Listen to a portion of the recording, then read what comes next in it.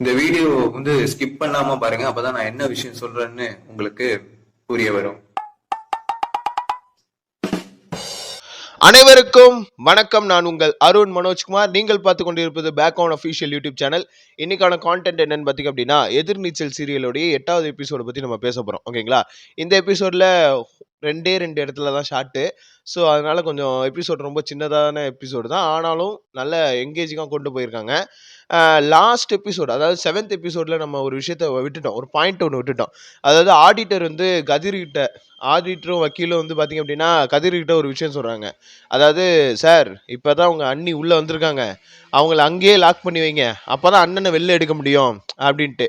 அங்கே இருக்கிற லேடிஸ்லாம் ரொம்ப ஸ்ட்ராங்காக இருக்காங்க. ஆதி குணசேகரனை எக்காரணம் கொண்டு வெளியில் எடுக்கக்கூடாது அப்படிங்கிறதுல ரொம்ப தீர்க்கமாக இருக்காங்க இல்லைங்களா? ஆனால் இதை ஒரு வாய்ப்பாக பயன்படுத்திக்கணும். ஏன்னா இப்போ ஈஸ்வரியும் வந்துட்டாங்க, 4 மருமகளும் ஒரு இடத்துல தான் இருக்காங்க. இவங்களை ஏதாவது பேசி மேனிப்புலேட் பண்ணி ஆதி குணசேகரன் ரிலீஸ் பண்ணுறதுக்கு ஏதாவது ஏற்பாடு பண்ண முடியுமா அப்படின்னு பார்க்க, அங்கே சைலண்ட்டாக நம்ம விசாலாட்சி இருக்குங்க இல்லைங்களா, அது சைலண்ட்டாக இந்த மாதிரி உடம்பு முடியல அப்படின்னு சொல்லிட்டு ஈஸ்வரியை வர வச்சிடுச்சு. அப்போ உட்காந்துக்கிட்டு பார்த்தீங்க அப்படின்னா கடந்த காலத்தில் நடந்த ஒரு விஷயத்த வச்சு மையப்படுத்தி ஒரு ஒரு பிளே ஒன்று பண்ணியிருந்தாங்க. அதாவது ஈஸ்வரியோட அம்மா ராமேஸ்வரத்துக்கு கூப்பிட வர சொல்லும்போது விசாலாட்சி கொஞ்சம் அவமானப்படுத்திடுச்சு அந்த அம்மாவை. ஓகேங்களா? ஈஸ்வரியோடைய அம்மாவை.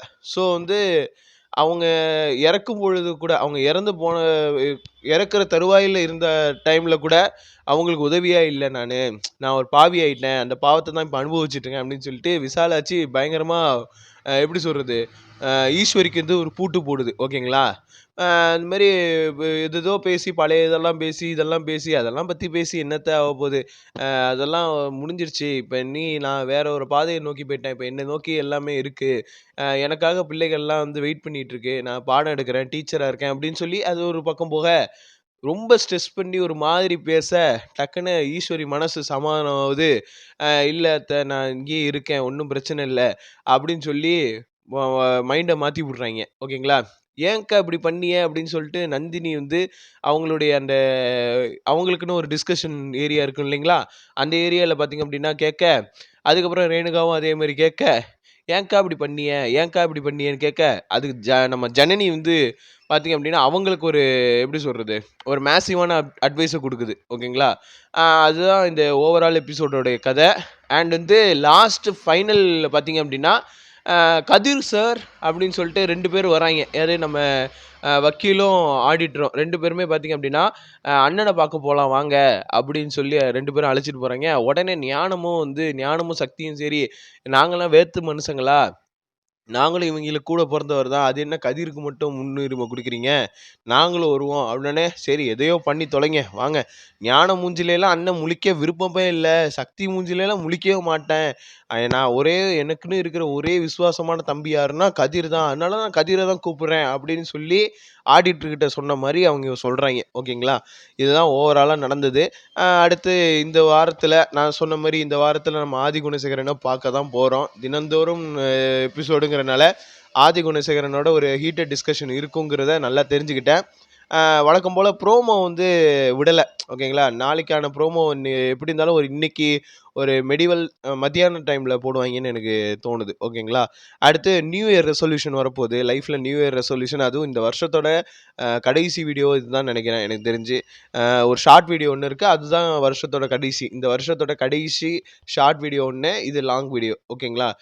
247 வீடியோ போட்டிருக்கோம் அஃபிஷியலாக இருக்கிறது. ஒரு வீடியோ அன்கட்டு, ஒரு வீடியோ நம்ம ப்ரைவேட் பண்ணியாச்சு, ஒரு வீடியோ டெலீட்டடு. ஸோ இப்போ டோட்டலி நம்மளோட அவைலபிளில் பார்த்தீங்கன்னா 247 வீடியோஸ் இருக்குது.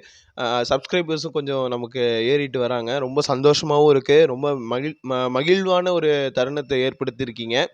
அதே சமயத்தில் நமக்கு வாட்சிங் ஹவர்ஸும் கொஞ்சம் இன்க்ரீஸ் ஆகிருக்கு. இதெல்லாமே முழுக்க நீங்கள் என்னோடய கண்டென்ட்டை ரிசீவ் பண்ணுறதுனால தான் இதெல்லாமே பாசிபிள் ஆகுது. ஸோ இதேமாரி தொடர்ச்சியாக ஆதரவு தெரிவிங்க. நம்ம அடுத்த ஒரு நல்ல இன்ட்ரெஸ்டிங்கான கண்டென்ட்லாம் அப்கமிங்கில் நம்ம யோசிச்சு வச்சுருக்கோம். ஓகேங்களா?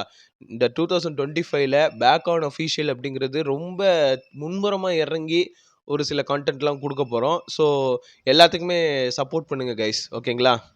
அண்ட் லப்பர் பந்து திரைப்படத்தை பற்றி நம்ம பேசணும், அதை நம்ம பேசாமல் விட்டுட்டோம் கைஸ். அதை பற்றி நம்ம பேசுவோம். இல்லைன்னா நியூ இயர் லைவோட சேர்த்து நியூ இயரில் லைவ் வர போகிறேன். அந்த லைவில் நம்ம எல்லாத்தையுமே பல்காக டிஸ்கஸ் பண்ணுவோம். ஓகேங்களா? ஓகே, அவ்வளோதான்.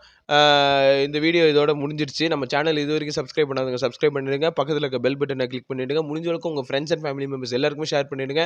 மீண்டும் ஒரு அடுத்த வீடியோவில் உங்களை சந்திக்கும் வரை உங்களிடமிருந்து விடைபெறுவது உங்கள் Arun Manojkumar and signing off back on official. நன்றி, வணக்கம்.